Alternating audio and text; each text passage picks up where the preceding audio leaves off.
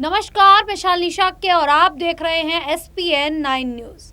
अरविंद केजरीवाल, जी हां, दिल्ली के सीएम अरविंद केजरीवाल की मुश्किलें जहां पहले बढ़ी हुई थी, अब आपको बता दें कि एक बड़ी खबर सामने आई है कि अरविंद केजरीवाल को राहत मिल गई है और सुप्रीम कोर्ट ने उन्हें 1 जून तक अंतरिम जमानत दे दी है, जिसको लेकर अब कहीं ना कहीं आम आदमी पार्टी की जो मुश्किलें हैं वो कम हो चुकी हैं और ऐसे में आम आदमी पार्टी में एक नया मोड़ सामने आ सकता है। क्योंकि आपको बता दें, जहां केजरीवाल लगातार जमानत याचिकाएं लगा रहे थे, हाई कोर्ट से लेकर निचली अदालत तक सभी कोर्ट में उन्होंने याचिकाएं दायर की थी। कहीं ना कहीं से राहत की उन्हें आस नजर आ रही थी। ऐसे में वो लगातार याचिकाएं दायर करते रहे, सुनवाइयां हुई, लेकिन केजरीवाल को राहत नहीं मिली। लेकिन अब आपको बता दें कि सीएम केजरीवाल को सुप्रीम कोर्ट से राहत मिल चुकी है। ऐसे में 1 जून तक उन्हें चुनाव प्रचार के लिए जमानत दे दी गई है, जिसको लेकर कहीं ना कहीं आम आदमी पार्टी में एक खुशी का माहौल देखने को मिल रहा है और कहीं ना कहीं पार्टी के सभी नेताओं ने मिलकर एक प्रेस कॉन्फ्रेंस के माध्यम से सुप्रीम कोर्ट को धन्यवाद दिया है। देखिए ये प्रेस कॉन्फ्रेंस। आज पूरा देश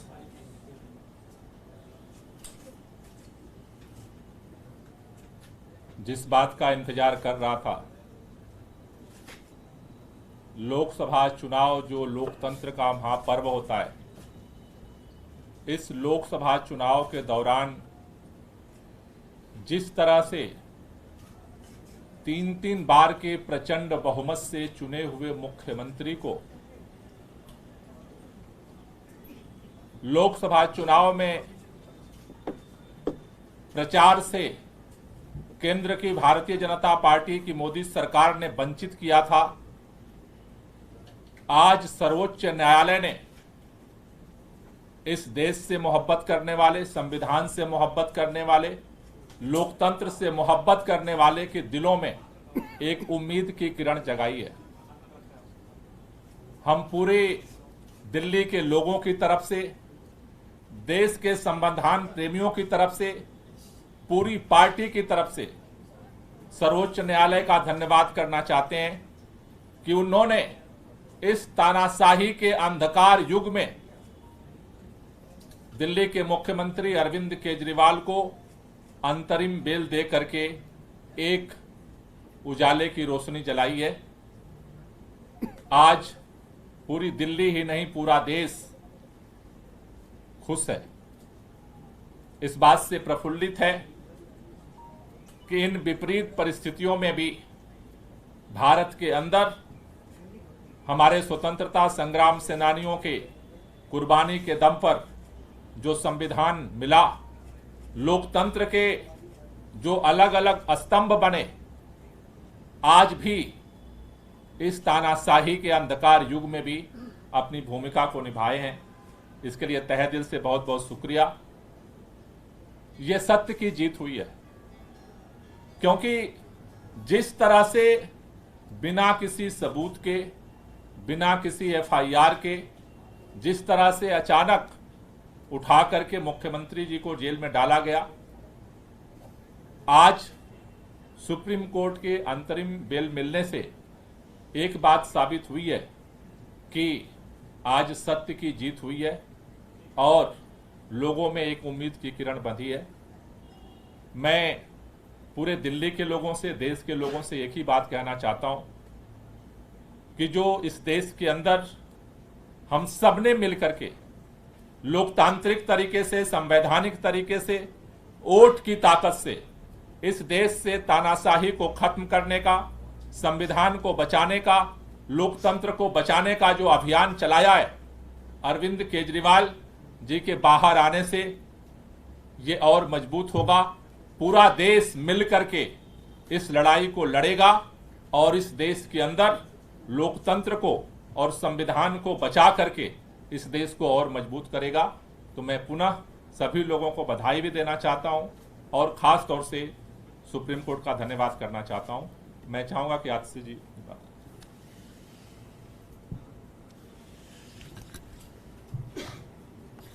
आज जो सुप्रीम कोर्ट का फैसला आया है, इस फैसले से सिर्फ अरविंद केजरीवाल जी को अंतरिम जमानत नहीं मिली है। इस फैसले से सत्य की विजय हुई है। इस फैसले से लोकतंत्र की विजय हुई है। इस फैसले से देश के संविधान की विजय हुई है।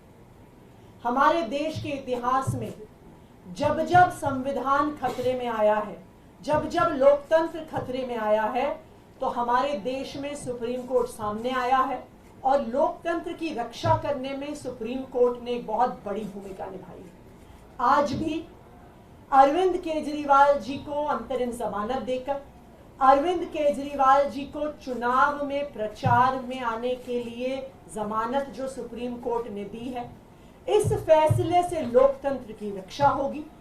क्योंकि इस देश में लोकतंत्र हमारे देश का सबसे बड़ा सिद्धांत है। लोकतंत्र में चुनाव, फ्री एंड फेयर इलेक्शंस हमारे संविधान की नींव है कि हर व्यक्ति को बराबरी का अधिकार है चुनने का। आज इस देश में एक तानाशाही की सरकार है, एक सरकार जो विपक्ष को खत्म करने की कोशिश कर रही है, एक सरकार जो लोकतंत्र को खत्म करने की कोशिश कर रही है, और एक सरकार जो आज देश के संविधान को खत्म करने की कोशिश कर रही है। लेकिन इस तानाशाही का अंत होगा और 2024 के ही इस चुनाव में होगा। और मैं एक बार फिर सुप्रीम कोर्ट का धन्यवाद करना चाहती हूं सामने आकर लोकतंत्र को बचाने के लिए।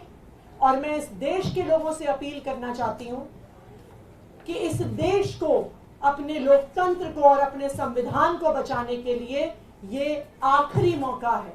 इसलिए हम सब की जिम्मेदारी है कि हम सबको मिलकर अपनी वोट की ताकत से इस तानाशाही को खत्म करना है। धन्यवाद। Saurabh,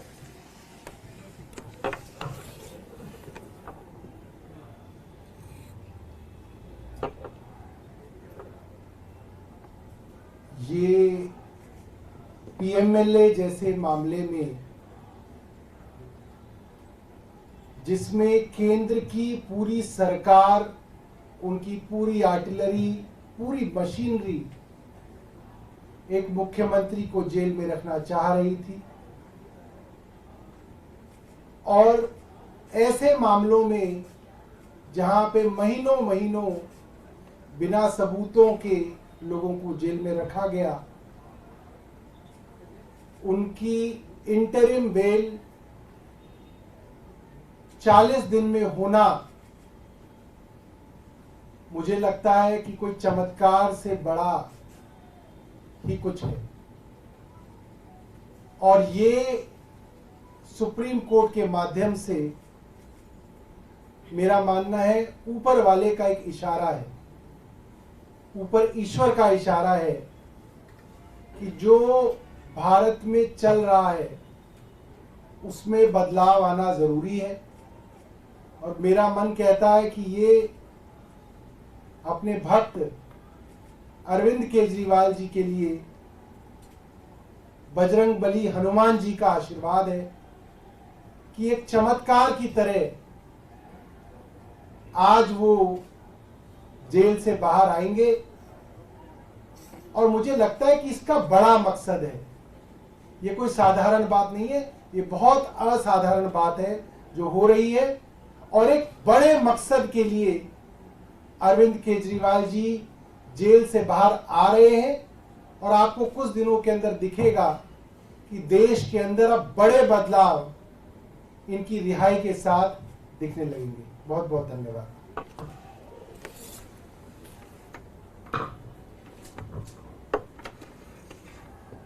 We are extremely grateful to the Supreme Court for upholding the democracy in the country today.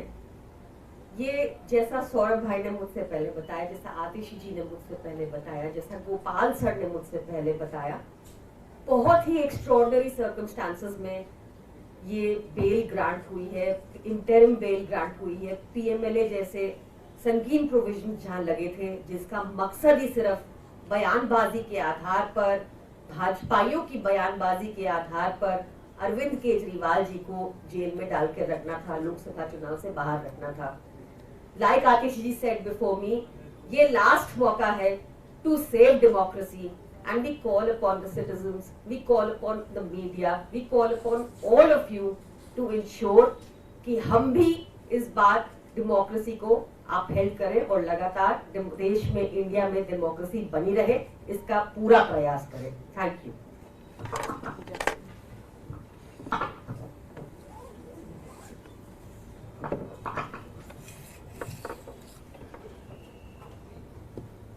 जिस पल का इंतजार देश के करोड़ों लोगों को था, न केवल आम आदमी पार्टी के लाखों करोड़ों कार्यकर्ता, लेकिन देश का जन जन जिस पल के लिए इंतजार कर रहा था कि कब अरविंद केजरीवाल जी, जिन्होंने इस देश को एक ईमानदार राजनीति खड़ा करके दिखाया है, वो जेल से कब रिहा होंगे, वो पल आज आ गया है। इसमें केवल सत्यमेव जयते सबसे सटीक बैठता है। हम शुरुआत से कह रहे थे कि आप झूठ के कितने बड़े पुलिंदे खड़े कर करके 2 साल से झूठ पे झूठ आप एक केस खड़ा कर रहे हो। देश के इतिहास में ऐसा कभी नहीं हुआ, इतना बड़ा राजनीतिक षड्यंत्र। एक नई पार्टी जिसको भाजपा खुद कहती है सुपारी जितनी पार्टी, लेकिन देश की सभी संस्थाएं, सीबीआई, ईडी, आईटी, सब कुछ आम आदमी पार्टी के पीछे आपने छोड़ दिया। और यह भी देखने को पहली बार मिला देश में कि चुनाव घोषित होने के बाद एक नेशनल पार्टी के मुखिया को, कन्वीनर को आपने कैसे जेल के अंदर डाल डाला। और भाजपा लगातार कहती है कि नहीं जी, कानून व्यवस्था पर विश्वास रखिए। तो आज जो हम पहले से कहते आ रहे हैं कि हमें देश की कानून व्यवस्था पर पूरा विश्वास है, और आज जो फैसला सुप्रीम कोर्ट ने दिया है वो बहुत बड़ा ऐतिहासिक फैसला है। ये संकेत है कि कहीं ना कहीं देश के लोकतंत्र के साथ खिलवाड़ हो रहा है। और अब जितना समय ये 2024 के चुनाव में रह गए हैं, मुझे लगता है सही मायने में आज से 2024 का लोकसभा चुनाव शुरू होगा। और देश की जनता, जहां आम आदमी पार्टी भी नहीं खड़ी रह रही है, लेकिन इंडिया गठबंधन का प्रत्याशी खड़ा हो रहा है, देश की जनता अब जाग जाएगी और इंडिया गठबंधन को विजयी बनाएगी। बहुत बहुत धन्यवाद। Thank you.